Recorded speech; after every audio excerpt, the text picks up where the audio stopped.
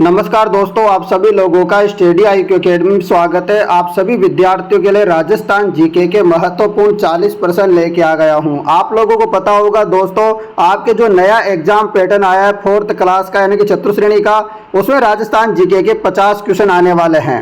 तो दोस्तों हमारा टारगेट है 50 में से 50 सही करने का। 50 में से 50 जीके में अपन को पूरे के पूरे प्रश्न सही करके आना है, ये अपना टारगेट है। यदि आप चाहते हो कि आप सभी विद्यार्थियों के भी 50 में से 50 नंबर आए तो रोजाना हमारी क्लास होती है शाम को 7 बजे, डेली क्लास लिया करो। और जो हमारी 4th क्लास की टेस्ट सीरीज है उस टेस्ट सीरीज को भी लगाओ साथ के साथ। मैं बता रहा हूँ आपके 50 में से कोई एक नंबर भी नहीं काट पाएगा यदि आप टेस्ट सीरीज और शाम को 4 बजे जो क्लास होती है दोनों आप लगा लेते हो तो। ठीक है मित्रों, तो हमारी जो टेस्ट सीरीज है वो भी ले लेना। कैसे टेस्ट सीरीज लेनी है आपको जानना है तो मुझे बता देना, मैं बता दूंगा टेस्ट सीरीज कैसे लेनी है। तो जिन विद्यार्थियों को टेस्ट सीरीज के बारे में जानना है इस क्लास के अंत तक बने रहना। टेस्ट सीरीज मात्र 149 रुपये की है, उसमें टॉपिक वाइज टेस्ट सीरीज है। उसके अलावा जो अभी नया एग्जाम पैटर्न आया है उसी के आधार पर टेस्ट सीरीज है। तो चलिए दोस्तों, पहले अपन आप जो है पढ़ाई करते हैं, फिर टेस्ट सीरीज के बारे में जानेंगे खुल करके। और दोस्तों एक बात बता दूं, ये क्लास थोड़ी लंबी होगी। क्लास लंबी इसलिए होगी क्योंकि मैं फुल डिटेल के साथ आपको पढ़ाने वाला हूं, तो थोड़ा ध्यान से पढ़ना क्योंकि एक एक प्रश्न बहुत इंपॉर्टेंट है। लीजिए पहला प्रश्न, प्रधानमंत्री फसल बीमा योजना में किसे शामिल करके पुनर्गठित किया गया है। आपको बताना है कि प्रधानमंत्री फसल बीमा योजना में किसे शामिल करके पुनर्गठित किया गया है।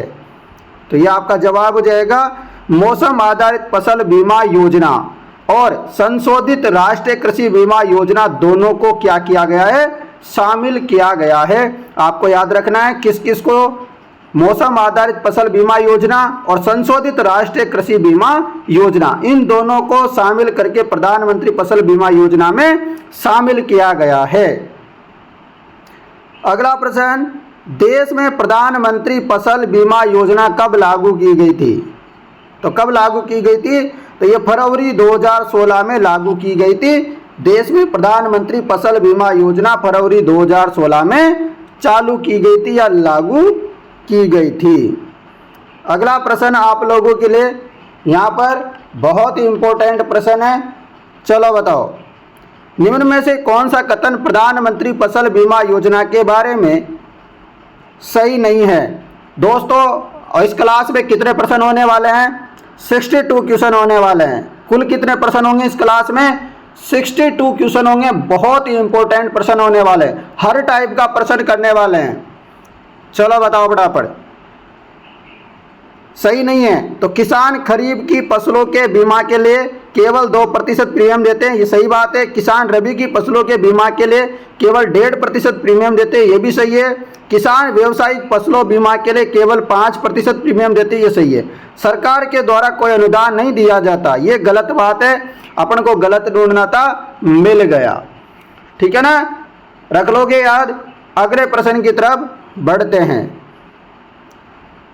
छोड़ दीजिए इस प्रश्न को। चलो ये रहा अगला प्रश्न, राजस्थान के कितने जिलों में राष्ट्रीय बागवानी मिशन क्रियान्वित किया जा रहा था। बताइए राजस्थान के कितने जिलों। और अपन जो जीके पढ़ रहे हैं पुरानी के अनुसार पढ़ रहे हैं, क्योंकि अभी तक जो प्रश्न पूछे जा रहे हैं जिनका ट्रेंड है वो पुरानी जो जीके पुराने जिले के अनुसार है, वही प्रश्न आ रहे हैं। तो कोई भी विद्यार्थी ऐसे मत सोचना कि सर नए जीके पढ़ा दो, न्यू, तो वो नहीं पढ़नी है, क्योंकि वह 2026 से प्रश्न आना शुरू होंगे और आपका पेपर है सितंबर 2025 में। तो आपको इतना घबराना नहीं है, आपको पुरानी जीके पे ध्यान देना है। चलो बताओ फटाफट, राजस्थान के कितने जिलों में राष्ट्रीय बागवानी मिशन क्रियान्वित है। चलिए जवाब हो जाएगा 24 जिलों में। कितने जिलों में, 24 में। अगला प्रश्न ये रहा, राजस्थान में महात्मा ज्योतिबा फूले मंडी श्रमिक कल्याण योजना कब लागू की गई। दोस्तों यह बहुत ही महत्वपूर्ण योजना है। राजस्थान में महात्मा ज्योतिबा फूले मंडी श्रमिक कल्याण योजना कब लागू की गई, तो इसका जवाब होगा 2015 में। कब लागू की गई थी, 2015 में लागू की गई थी। अगला प्रश्न, प्रधानमंत्री कृषि सिंचाई योजना का शुभारंभ कब हुआ। प्रधानमंत्री कृषि सिंचाई योजना का शुभारंभ कब हुआ? तो ये हुआ था 1 जुलाई 2015 को, 1 जुलाई 2015 को। अगला प्रश्न, राजस्थान में वर्ष 2018, ये क्वेश्चन नहीं आएगा अब, ठीक है। अगला प्रश्न, राष्ट्रीय टिकाऊ खेती मिशन के अंतर्गत कौन सा सब मिशन सम्मिलित नहीं है? राष्ट्रीय टिकाऊ खेती मिशन के अंतर्गत कौन सा सब मिशन सम्मिलित नहीं है? और आपको बताना है 62 में से कितने प्रश्न सही होते हैं आप सभी विद्यार्थियों के। उससे चाहे आपके 10 ही प्रश्न सही होते हैं तो आप कमेंट करके जरूर बताना मुझे कि सर इतने प्रश्न सही हुए। ईमानदारी से सही सही लिखना कि अपने कितने प्रश्न सही हुए। चलो बताओ, राष्ट्रीय टिकाऊ खेती मिशन के अंतर्गत कौन सा सब मिशन नहीं आता है? तो सभी का जवाब क्या होगा? वर्षा आधारित क्षेत्र विकास, ये भी सम्मिलित है। जलवायु परिवर्तन टिकाऊ खेती, ये भी सम्मिलित है। मृदा स्वास्थ्य प्रबंधन एवं मृदा स्वास्थ्य कार्ड, ये भी है। परंतु आपदा प्रबंधन नहीं है, आपदा प्रबंधन इसमें नहीं है राष्ट्रीय टिकाऊ खेती मिशन के अंतर्गत। अगला प्रश्न, भारतीय कृषि बीमा कंपनी का गठन किस वर्ष हुआ? भारतीय कृषि बीमा कंपनी का गठन कब हुआ? तो ये हुआ था 2002 में। कब हुआ था? 2002 में। अभी आपको लग रहा होगा सर कृषि के प्रश्न कैसे आ रहे हैं? तो चिंता मत करो, कृषि के प्रश्न भी बहुत एग्जाम में पूछे जाते हैं। अभी 4-5 क्वेश्चन हो रहे हैं, उसके बाद कृषि वाले क्वेश्चन खत्म हो जाएंगे, ठीक है। अगला प्रश्न, राष्ट्रीय खाद्य सुरक्षा मिशन के वित्त पोषण में वर्ष 2015-16 से राजस्थान सरकार का हिस्सा कितना है? तो कितना हिस्सा है? 40%। और आपको बता दूं, क्वेश्चन बहुत इंपॉर्टेंट है। यदि आप 62 में से इस वक्त 30% भी सही कर रहे हो तो आप अच्छी स्थिति में हो, और आप 40 कर रहे हो बहुत अच्छी स्थिति में, और 50 से भी ज़्यादा सही हो रहे हैं तो आप बहुत अच्छा कर रहे हो, बहुत ही अच्छा कर रहे हो। तो आप खुद बताइए मुझे कमेंट करके कितने परसेंट सही होंगे। अंत में कमेंट करना ऑफलाइन, जब मतलब वीडियो खत्म हो जाए ना उसके बाद कमेंट करना मुझे। चलिए अगला प्रश्न, राजस्थान में कृषि गणना कब की जाती है? कितने सालों में की जाती है आपको बताना है। जैसे मनुष्यों की गणना, जो इंसान है उनकी गणना 10 वर्ष में होती है, तो मुझे बताओ कि जो कृषि गणना की जाती है वो कितने साल में होती है? तो प्रति 5 वर्ष में दोस्तों क्या होती है? कृषि गणना होती है प्रति 5 वर्ष में। अगला प्रश्न, वाद्य यंत्र टामक राजस्थान के किस सांस्कृतिक क्षेत्र से संबंधित है? आपको बताना है कि जो वाद्य यंत्र आता है टामक, तो ये टामक वाद्य यंत्र ये किस सांस्कृतिक क्षेत्र से संबंधित है? तो ये संबंधित है मेवात। मेवात आपको पता है कौन से जिले को कहा जाता है? लगभग कहाँ पर रहते हैं? तो ये अलवर और भरतपुर में निवास करते हैं मेवात। तो उसी में जो कुछ क्षेत्र है उसको मेवात क्षेत्र कहा जाता है मित्रों। तो ये आपको याद रखना है। चलिए, आपको पता होगा टामक के अलावा एक और वाद्य यंत्र का नाम सुना होगा आप लोगों ने, बपंग। तो टामक हो गया या बपंग हो गया, इनका संबंध मेवात से है। किससे संबंधित है? इनका मेवात क्षेत्र से संबंधित है बपंग और टामक वाद्य यंत्र का। तो दोनों को इंपॉर्टेंट है, याद कर लेना। अगला प्रश्न, रणकपुर मंदिर प्रसिद्ध पर्यटन स्थल जिनका संबंध है। रणकपुर मंदिर जो कि प्रसिद्ध है, इसका किस धर्म से संबंधित है आपको बताना है। इसका संबंध किससे है? तो जवाब हो जाएगा जैन धर्म से संबंधित है रणकपुर मंदिर। बहुत बार क्वेश्चन आ रखा है रणकपुर जैन मंदिर कौन से जिले में है? तो ये पाली में स्थित है और ये भगवान आदिनाथ को समर्पित है। आपको पता होगा दोस्तों, जैन वैष्णव शैव कालीन मंदिर समूह जो है कुंभाकालीन। आपको पता होगा इस मंदिर में दोस्तों 1444 स्तंभ, 24 मंडप, 84 शिखर स्थित है और ये चौमुखा मंदिर के नाम से भी इसको जानते हैं। ये मंदिर किस नदी के किनारे है? बहुत बार क्वेश्चन आ रखा है। तो ये मथाई नदी के किनारे है। और इसका शिल्पी कौन था? तो इसका शिल्पी था देपाक। शिल्पी कौन था? देपाक। और किसके निर्देशन में बनाया था ये? तो मंत्री था एक धरणक शाह के दिशा निर्देशों पे बनाया गया था। और दोस्तों यहाँ पर 1444 खंबे हैं, इसलिए इसको कहा जाता है स्तंभों का अजायब घर। क्या कहा जाता है रणकपुर के मंदिर को? स्तंभों का अजायब घर। ठीक है। अगला प्रश्न, जयपुर में अल्बर्ट हॉल का उद्घाटन किसके शासनकाल में हुआ? तो आपने जयपुर में यदि रहते हो या जयपुर के आसपास के हो या जयपुर में पढ़ते हो तो आपने इतना तो सुना ही होगा कि जयपुर में एक अल्बर्ट हॉल है, म्यूजियम है, इसी को बोलते हैं अल्बर्ट हॉल। इसका जो उद्घाटन है ये किसके शासनकाल में हुआ था? तो आपको याद रखना है सवाई महाराजा माधो सिंह द्वितीय। क्या हो जाएगा? सवाई माधो सिंह द्वितीय ने दोस्तों इसका उद्घाटन करवाया था, आपको याद होगा। क्वेश्चन ये भी आ सकता है कि जो है जयपुर में जो अल्बर्ट हॉल है इसका निर्माण किसने करवाया था? तो निर्माण की बात करें तो सवाई राम सिंह सेकंड इन्हें निर्माण करवाया था।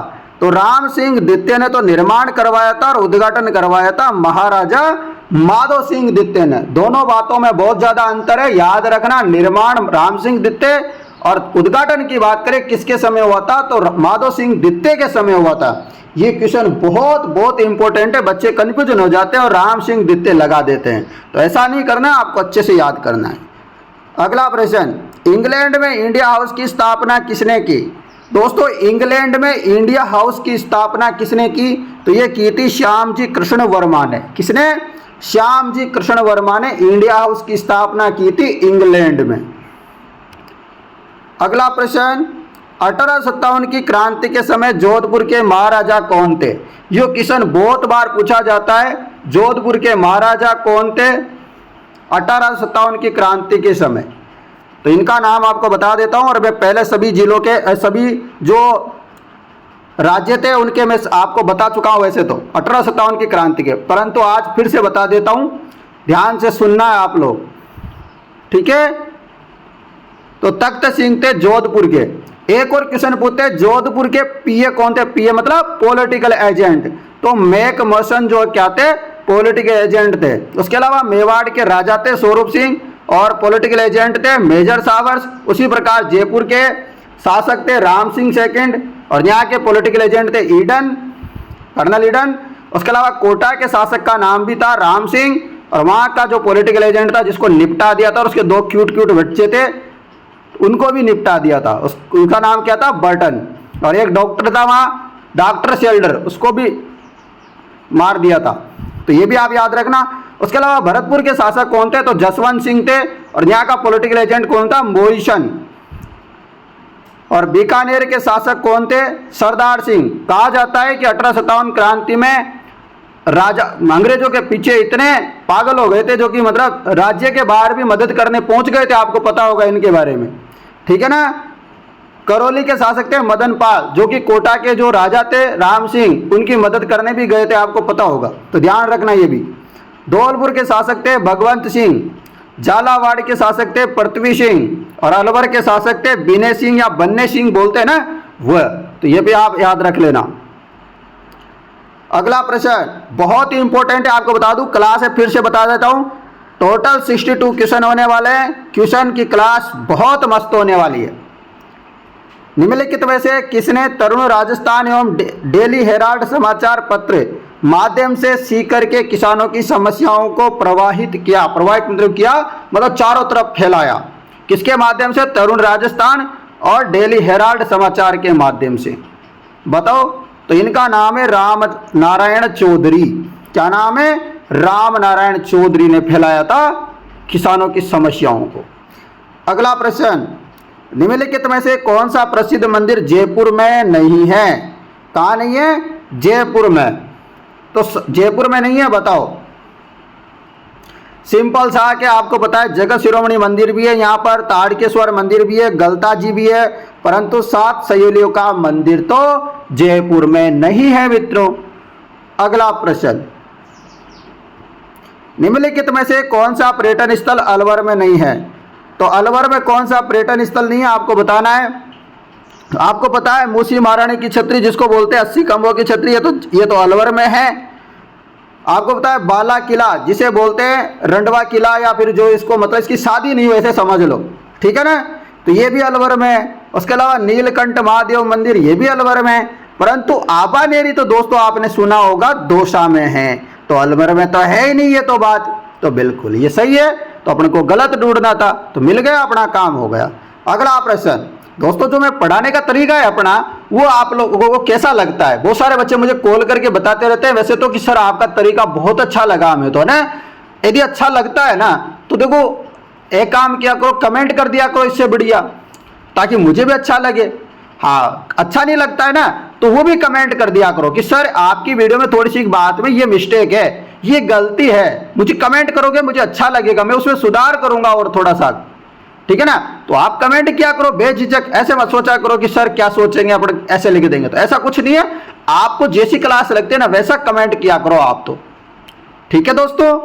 बस मेरा एक काम है, मेरे को 50 में से 50 नंबर चाहिए जीके में, ठीक है ना। इतना काम करोगे हाँ तो बिल्कुल आपको टेस्ट सीरीज भी लगानी है और अपनी क्लास भी लगानी है। दोनों में कंजूसी नहीं होनी चाहिए। ऐसा नहीं होना चाहिए कि क्लास टेस्ट सीरीज ले ली तो क्लास नहीं लगाएंगे, ये नाइंसाफी नहीं करनी। अगला प्रश्न, किस अभिलेख में चौहानों को वत्स गोत्र ब्राह्मण कहा गया? ये क्वेश्चन क्या है, बहुत बार आता है, पता नहीं इसमें ऐसी क्या समस्या है, ये क्वेश्चन बहुत बार आता है। तो चौहानों को वत्स गोत्र ब्राह्मण किस अभिलेख में कहा गया? अरे तो सबसे सिंपल है, सबसे सिंपल तो है, तो फिर जवाब क्या होगा? बिजोलिया अभिलेख। अगला प्रश्न, अजमेर के किस चौहान शासक ने शासक बनने के लिए अपने पिता की हत्या की थी? आपको पता होगा अजमेर के एक ऐसे शासक थे जिसने शासक बनने के लिए अपने पिता को ही मौत के घाट उतार दिया। आप देखते होंगे ना, राजनीति में एक ऐसी समस्या है, ये राजनीति के पहले वाली समस्या है और आज राजनीति में भी ये देखने को मिलता है, आपको पता होगा। तो पितृ अंताभी इसको कहते हैं, चौहानों का पितृ अंताभी इसलिए कहा जाता है। तो आपको याद होगा जगदेव, क्या नाम है? जगदेव क्या था? चौहानों का प्रथम पितृहंता था। इन्होंने अपने पिता अर्णोराज की हत्या की थी। तो ये पिता थे इनके अर्णोराज, अर्णोराज की क्या की थी? हत्या की थी जगदेव ने, इसलिए इनको कहा जाता है चौहान वंश का प्रथम पितृहंता। अगला प्रश्न, खानवा के युद्ध में सांगा के घायल होने पर नेतृत्व के लिए किसने संभाला था? आपको पता होगा खानवा का युद्ध चल रहा था। खानवा के युद्ध में चलते चलते यहाँ पर मामला बड़ा पेचीदा हो गया, इसलिए दोस्तों यहाँ पर जो है सांगा का सारा वेश धारण किया और युद्ध की कमाल संभाल ले। तो ये किसने किया था ऐसा? तो ये थे दोस्तों जाला अज्जा। कौन थे? जाला अज्जा। इन्होंने दोस्तों जो है नेतृत्व के संभाला था और उसके बाद ये क्या हो गए थे? शहीद हो गए थे। अगला प्रश्न, महाराणा प्रताप की छतरी कहाँ स्थित है? महाराणा प्रताप की छतरी स्थित है बांडोली। कहाँ पर है महाराणा प्रताप की छतरी? बांडोली चावंड उदयपुर में। कहाँ पर? बांडोली चावंड उदयपुर में है। और कितने खंभों की है? 8 खंभों की छतरी है। इसका निर्माण किसने करवाया था? भामाशाह ने। इसका निर्माण करवाया था भामाशाह ने। याद रखना, महाराणा प्रताप की छतरी बांडोली चावंड उदयपुर में है। इसका निर्माण भामाशाह ने करवाया था। कितने खंभों की है? 8 खंभों की है। इतनी सारी बात याद रख लेना, अपना काम हो जाएगा। अगला प्रश्न, निरंजनी संप्रदाय के संस्थापक। अब इसमें बच्चे क्या करते हैं, जैसे निरंजनी संप्रदाय, ये भी क्वेश्चन इंपॉर्टेंट है बहुत। अरे इंपॉर्टेंट तो सारे हैं, ये कुछ ज्यादा ही इंपॉर्टेंट है। निरंजनी संप्रदाय के संस्थापक कौन है? अब बच्चे क्या लगाएंगे? सीधे संत निरंदास, और आपको नंबर मिलेगा 1/3। ठीक है, गलत हो जाएगा भैया ना, तो ऐसे नहीं करना है हड़बड़ी में। तो इसका आंसर ये नहीं होगा, ध्यान से सुनना। निरंजनी संप्रदाय दिखते ही हड़बड़ी नहीं मचानी है। आपको लगेगा अरे निरंजनी संप्रदाय दिख गए, मजा आ गया सर, 1.66 नंबर तो अपने हो गए फ्री के। अरे फ्री का नहीं है, यही तो फ्री वाले तो लूटते हैं, फिर घर पे आके तो पता चलता है कि अपने तो निपट गया मामला, गलती हो गया। तो ऐसे नहीं करना। इसके संस्थापक है संत हरिदास जी। निरंजनी संप्रदाय के संस्थापक संत हरिदास जी। और इनके जो अनुयायी है वो 2 प्रकार के होते हैं, एक तो निहंग और एक दरबारी या गरबारी जो वाला होते हैं ना वह। और इनके उपदेश किसमें संग्रहित है? तो मंत्र राज प्रकाश और हरि पुरुष की वाणी इनमें संग्रहित है। अगला प्रश्न, राजस्थान का कौन सा क्षेत्र थेवा कला के लिए विख्यात है? आपको पता होगा थेवा कला के लिए जो विख्यात है वह है प्रतापगढ़। प्रतापगढ़ का जो सोनी परिवार है ना वो थेवा कला के लिए जाना जाता है, आपको पता होगा। और ये कांच जो होता है ना, कांच के ऊपर सोने का काम करते हैं और ये प्रतापगढ़ का प्रसिद्ध है। और इसका आविष्कार किसने किया था? तो इसका आविष्कार किया था सावंत सिंह के समय राज सोनी ने। किसने किया था? सावंत सिंह के समय राज सोनी ने इसका क्या किया था? आविष्कार किया था थेवा कला का। चलो अगला प्रश्न, निम्नलिखित में से कौन सी कृति की रचना सूर्य मल मिश्रण द्वारा की गई थी? सूर्य मल मिश्रण आते नाम याद आते सीधा दिख गया आपको आंसर, क्या हो जाएगा? वीर सतसई। वीर सतसई हो गया, वंश भास्कर हो गया, इन सब के लेखक कौन है? सूर्यमल मिश्रण। और इन सूर्यमल मिश्रण का संबंध किससे है? कौन से रियासत से था? बूंदी से। और आपको याद होगा सूर्यमल मिश्रण को राज्य कवि का दर्जा भी दिया गया है, राज्य कवि का दर्जा भी मिला हुआ है। चलिए मित्रों अगला प्रश्न, मत्स्य संघ का उद्घाटन कब हुआ? मत्स्य संघ का उद्घाटन कब हुआ? तो मत्स्य संघ का उद्घाटन हुआ था, आपको पता होगा सबसे पहले जो उद्घाटन हुआ था वह मत्स्य संघ का ही हुआ था। ये हुआ था 18 मार्च 1948 को, यह पहला चरण था। 18 मार्च 1948 को इसका उद्घाटन हुआ था। आपको पता होगा इसमें 4 तो रियासतें थी, कितनी? 4 रियासत प्लस 1 ठिकाना। 4 रियासत कौन कौन सी थी? तो इनको याद करने की ट्रिक है ABCD, यानी कि अलवर, भरतपुर, करौली, दौसा। ऐसा है क्या? नहीं है ऐसा। क्या है? अलवर है, भरतपुर है, करौली है, धौलपुर है। तो डी से दौसा याद मत करना, डी से धौलपुर याद करना भाई। तो अलवर, भरतपुर, करौली और धौलपुर था। और एक ठिकाना भी था, ठिकाना का नाम था नीमराणा। क्या नाम था? नीमराणा। अब यह को याद रखना है कि मत्स्य संघ नाम रखने का सुझाव किसने दिया था? तो ये दिया था KM मुंशी ने। इसका अलावा उद्घाटन किसने किया था?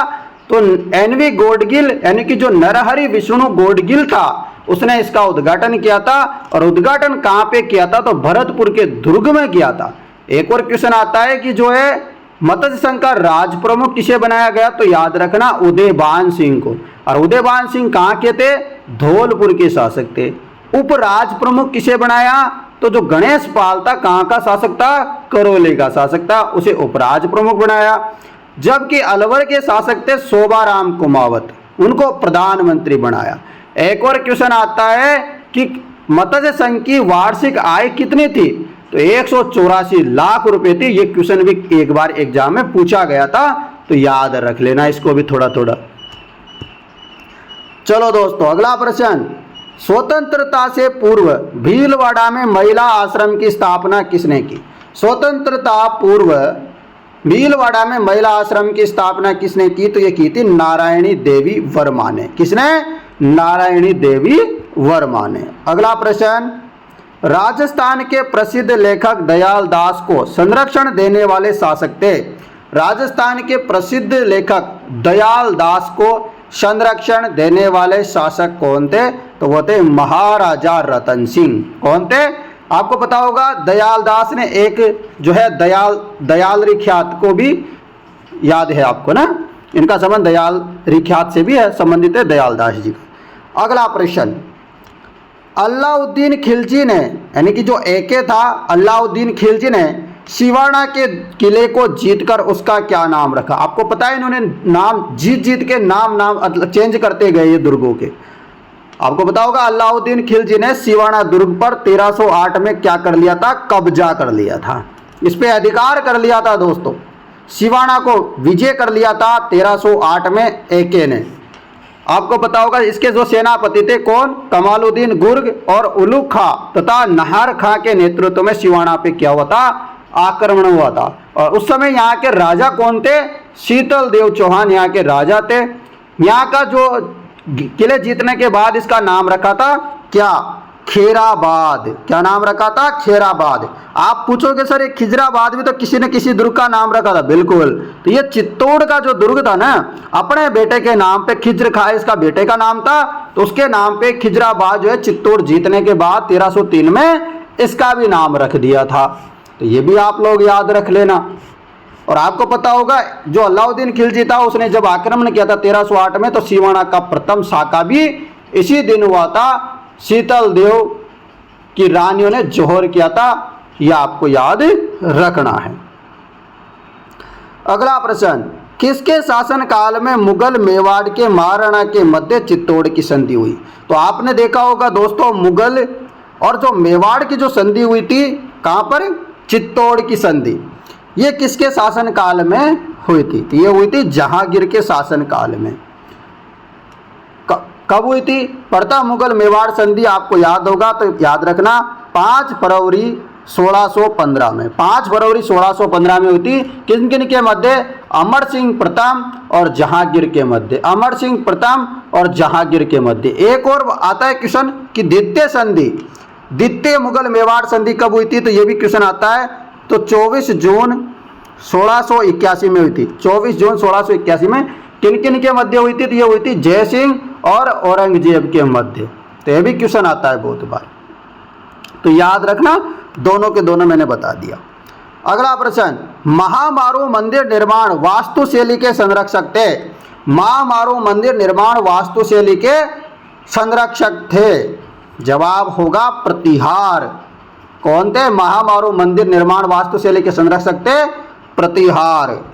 अगला प्रश्न, दादू दयाल के निधन के पश्चात दादू पंत का उत्तराधिकारी किसे नियुक्त किया गया था? आपको बताना है, दादू दयाल के निधन के पश्चात दादू पंत का उत्तराधिकारी किसे नियुक्त किया गया था? तो जवाब होगा गरीबदास जी को। किसको नियुक्त किया गया था? गरीबदास जी को। दादू पंत का ठिकाना कहाँ है आपसे पूछ ले तो आपने नाम सुना होगा नारायणा। कहाँ पर? नारायणा। नारायणा पड़ता कहाँ है? जयपुर में। तो इनका प्रमुख पीठ कहाँ पर है? नारायणा जयपुर में। और जब दादू पंत के उत्तराधिकारी कौन बने थे? गरीबदास जी। अगला प्रश्न है आप लोगों के लिए, लीजिए। निम्नलिखित में से कौन सा चित्रकार बीकानेर चित्रकला शैली से संबंधित नहीं है? बीकानेर चित्रकला शैली से संबंधित नहीं है तो आपको बताना है मनोहर। जबकि शाह मोहम्मद, रुकनुद्दीन, अली रज्जा, इनका संबंध बीकानेर से है। ठीक है, याद रख लोगे। और बीकानेर शैली का जो विकसित काल जो बोला जाता है वो राय सिंह को बोला जाता है, राय सिंह के काल को। और यहाँ के जो प्रसिद्ध चित्रकार थे वो उस्ता, अली रज्जा, उस्मान, हामिद, रुकनुद्दीन, ये थे। और आपसे पूछ ले कि जो बीकानेर चित्रकला है इसका स्वर्ण काल किसके काल को माना जाता है? तो राजा अनूप सिंह के काल को स्वर्ण काल माना जाता है।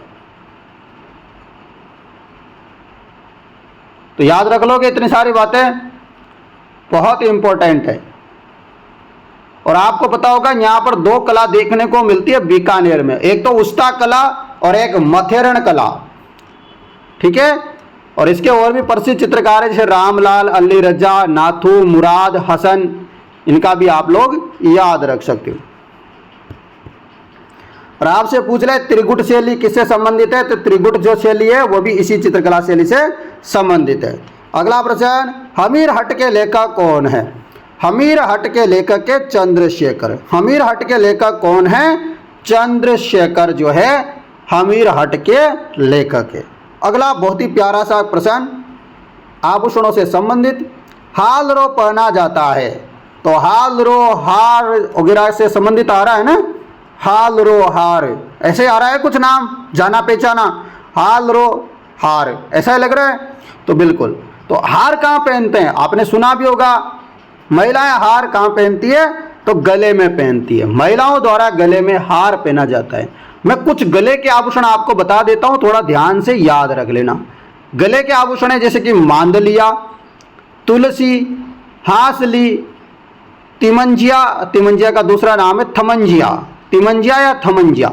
उसके अलावा खुंगाली, जालरो, हालरो, चंद्रहार, चंद्रहार कोई बोलते हैं कंठहार, और एक और आता है कंठमाल या कंठी और जंजीर। ये सब जो है गले के आभूषण है महिलाओं के।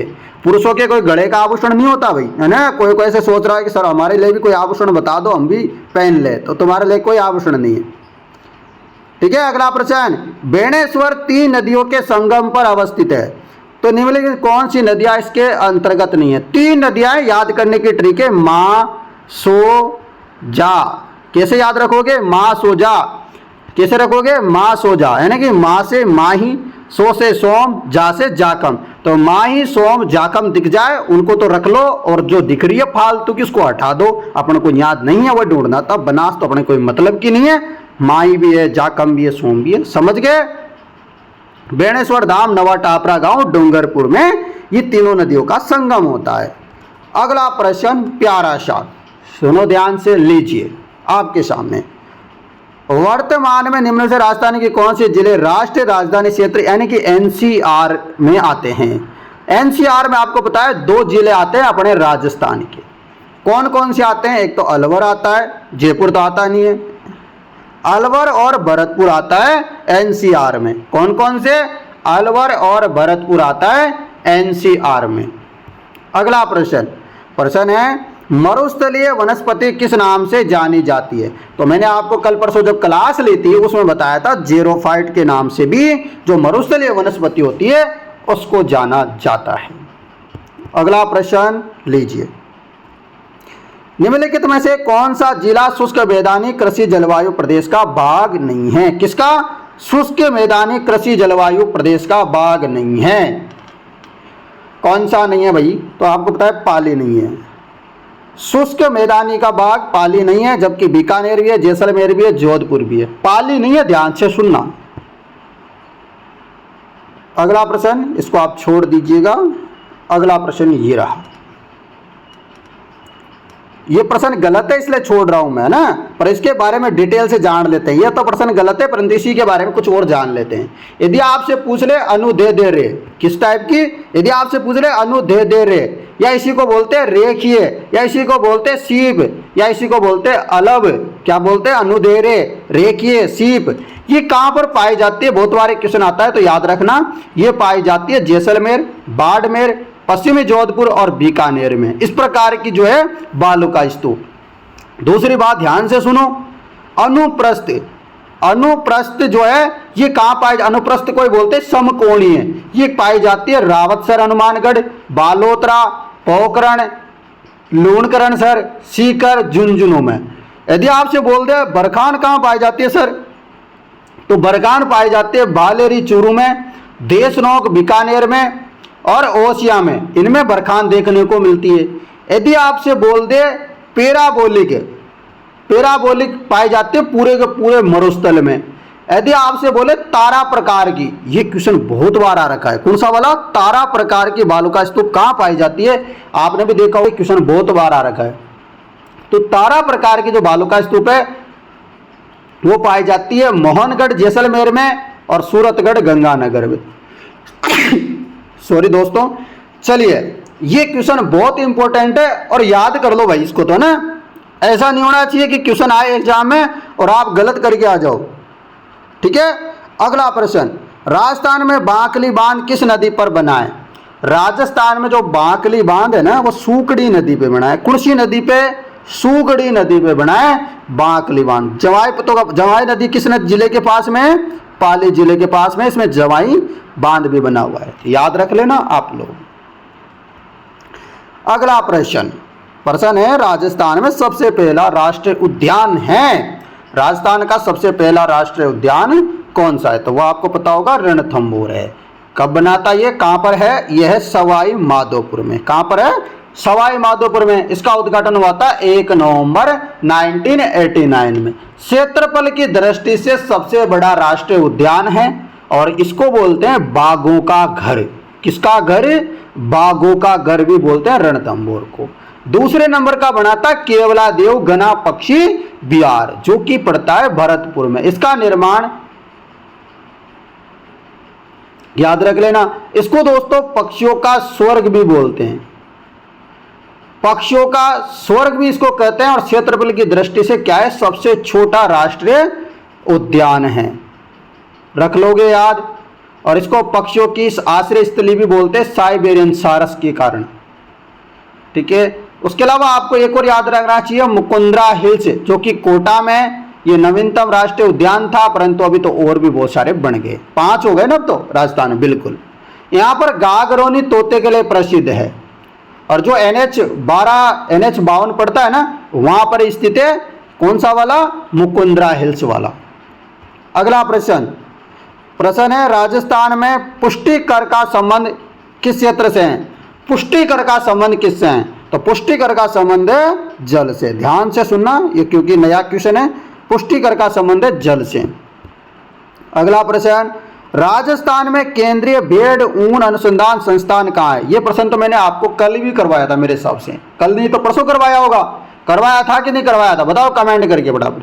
बिल्कुल करवाया था। अंबिकानगर टोंक में स्थित है केंद्रीय भेड़ एवं ऊन अनुसंधान संस्थान। दूसरी बात याद रखो, भैंस अनुसंधान एवं प्रजनन केंद्र पूछे, मैं बहुत बात बता चुका हूं, अलवर में है। अलवर में क्या, सॉरी ये है वल्लभ नगर में। कहां पर? वल्लभ नगर उदयपुर में है। उसके अलावा आपसे पूछ ले कि पश्चिमी क्षेत्रीय बकरी अनुसंधान केंद्र कहां है? तो ये भी अंबिकानगर टोंक में। दूसरा आपसे पूछे कि मारवाड़ अश्व प्रजनन एवं अनुसंधान संस्थान कहां है? तो ये पड़ती है केरू जोधपुर में। ये भी अच्छा क्वेश्चन है, बहुत कम आता है, पर आएगा ना जब नंबर मिल जाएगा मजे के साथ। अगला प्रश्न, मंगला तेल क्षेत्र किस जिले में स्थित है? मंगला तेल क्षेत्र किस जिले में? तो मंगला है मंगला, ये मंगला पड़ता है बाड़मेर में। कहां पर पड़ता है मंगला तेल क्षेत्र? बाड़मेर में पड़ता है। अगला प्रश्न, अरावली वृक्षारोपण परियोजना किस वर्ष प्रारंभ हुई? अरावली वृक्षारोपण परियोजना प्रारंभ हुई थी 1992 में, 1992 में। अगला प्रश्न, डबोक हवाई अड्डा कहां पर है? तो दोस्तों डबोक बोलो या महाराणा प्रताप हवाई अड्डा बोलो, बात बरोबर ही है। तो यार एक बात बताओ, महाराणा प्रताप का नाम याद आते क्या बीकानेर समझ में आएगा? नहीं। जोधपुर भी नहीं आएगा, अजमेर भी नहीं आएगा।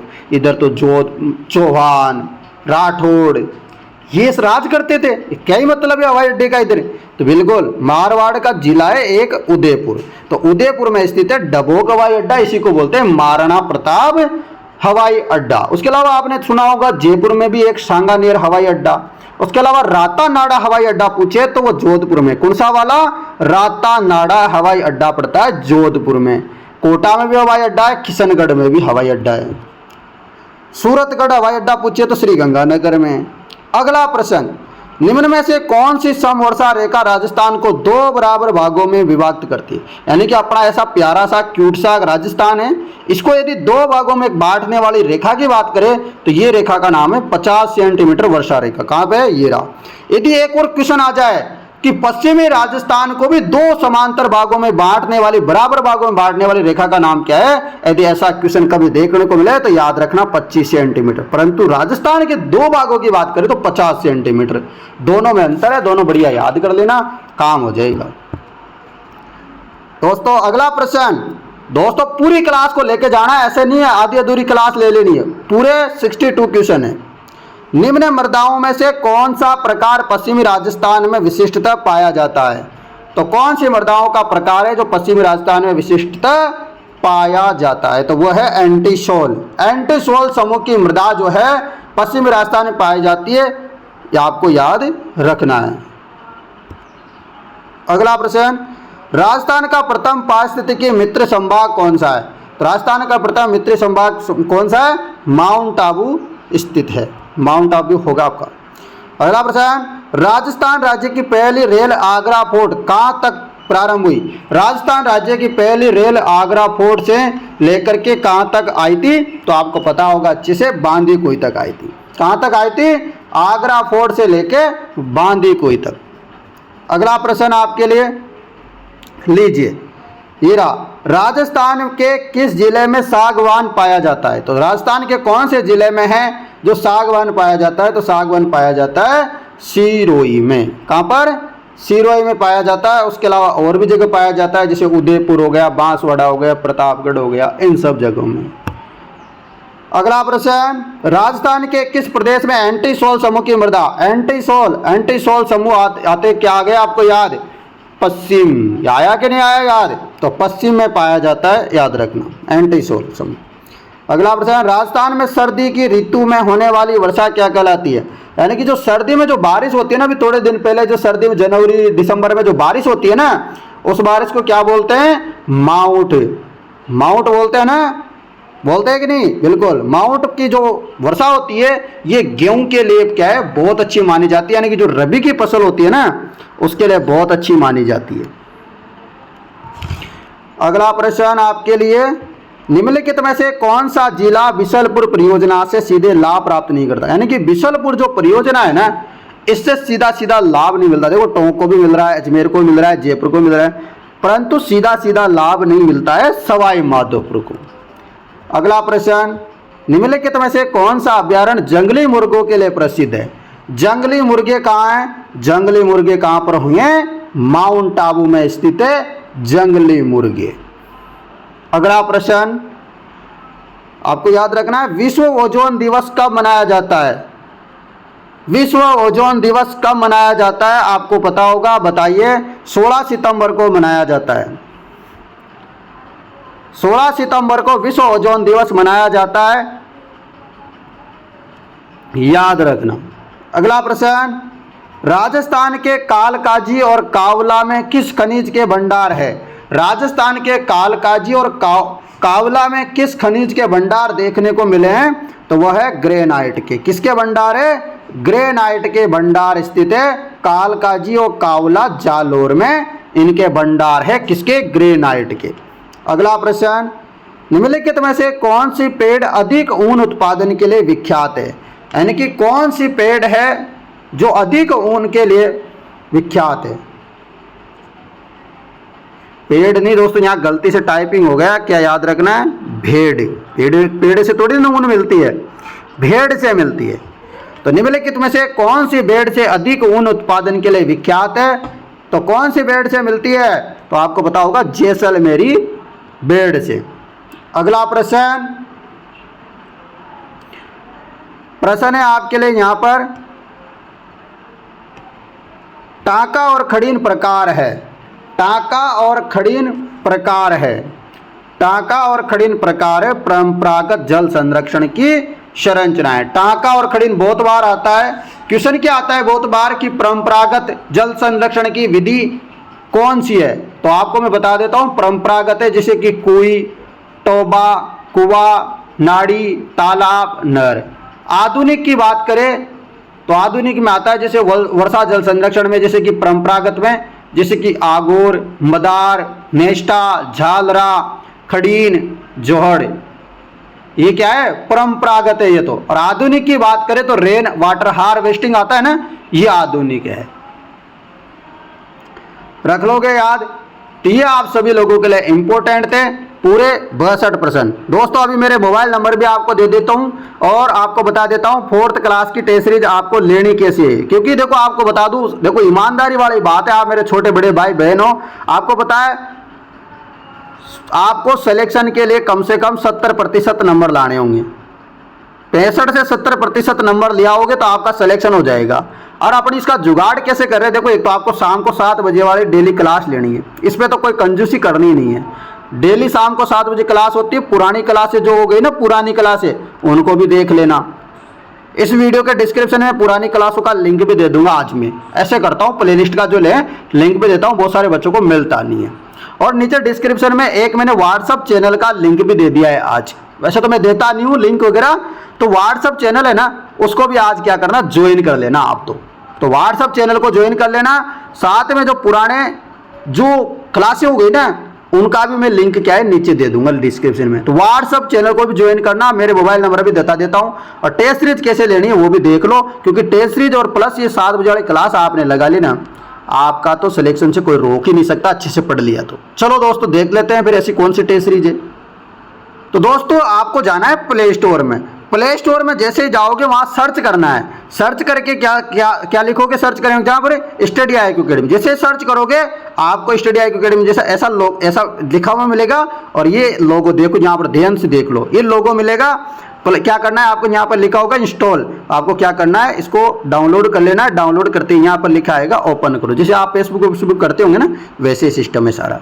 उसके अलावा फिर यहाँ क्या करना है, रजिस्टर पे क्लिक करना है। जैसे रजिस्टर पे क्लिक कर दोगे आपके सामने आएगा, यहाँ पर अपना नाम लिख देना, यहाँ अपने मोबाइल नंबर, ईमेल आईडी मतलब जीमेल आईडी लिख देना, यहाँ पासवर्ड लिख देना, यहाँ अपना राज्य जो भी है वो लिख देना, यहाँ पर एग्री में क्लिक कर देना, फिर रजिस्टर पे क्लिक कर देना। ठीक है। उसके अलावा यहाँ पर लिखा हुआ है टेस्ट सीरीज पे क्या करना, क्लिक करना। जैसे टेस्ट सीरीज पे क्लिक करोगे यहाँ लिखा होगा, देखो ऊपरी ऊपर राजस्थान 4th क्लास भर्ती 2025 टेस्ट सीरीज मात्र 149 रुपये में। आप इसके ऊपर क्लिक करना बाय नाउ पे। बाय नाउ पे जैसे ही क्लिक करोगे नीचे लिखा आएगा पे ऑनलाइन, तो पे ऑनलाइन पे क्लिक करना। यहाँ लिखा होगा पे, आप फोन पे, यहाँ मोर ऑप्शन लिखा हुआ है ना, इसके माध्यम से आप फोन पे से भी कर सकते हो, पेटीएम से कर सकते हो, गूगल पे से कर सकते हो, किसी के माध्यम से कर सकते हो, है ना। तो पे करना है, यहाँ पर पे में क्लिक करोगे। उसके बाद आप क्या देना, पेमेंट, जो भी आपको 149 रुपये दिख जाएगा तो आप क्या करना दोस्तों, पेमेंट कर देना। जैसे आप पेमेंट कर दोगे ना मित्रों, ये टेस्ट सीरीज आपकी हो जाएगी। आपको यहाँ पर 200 टेस्ट पेपर मिलेंगे, टॉपिक वाइज मिलेगा, नए एग्जाम पैटर्न के आधार पर आपको फुल लेंथ टेस्ट पेपर मिलेंगे, सब कुछ मिलेंगे। और ये मेरे मोबाइल नंबर ले लो, देखो कोई भी समस्या आए ना तो मुझे संपर्क कर लेना, 80 58 59 87 08। देखो नंबर लिख लो आप अभी से, और इसमें व्हाट्सअप मैसेज कर देना जिनको कोई भी समस्या है टेस्ट सीरीज को लेकर। और व्हाट्सअप का लिंक भी है नीचे व्हाट्सअप चैनल का, तो उसको ज्वाइन जरूर कर लेना, क्योंकि जब मैं ये अपनी वीडियो बनाते हैं ना शाम को 7 बजे वाली क्लास है, तो इसका लिंक भी मैं वहाँ डाल दूंगा डेली। तो आप सभी विद्यार्थी ज्वाइन कर लो, क्योंकि वो भी काम आएगा। धन्यवाद मित्रों, मैं मिलता हूँ आपको नई क्लास के साथ कल शाम को 7 बजे फिर से। धन्यवाद मित्रों।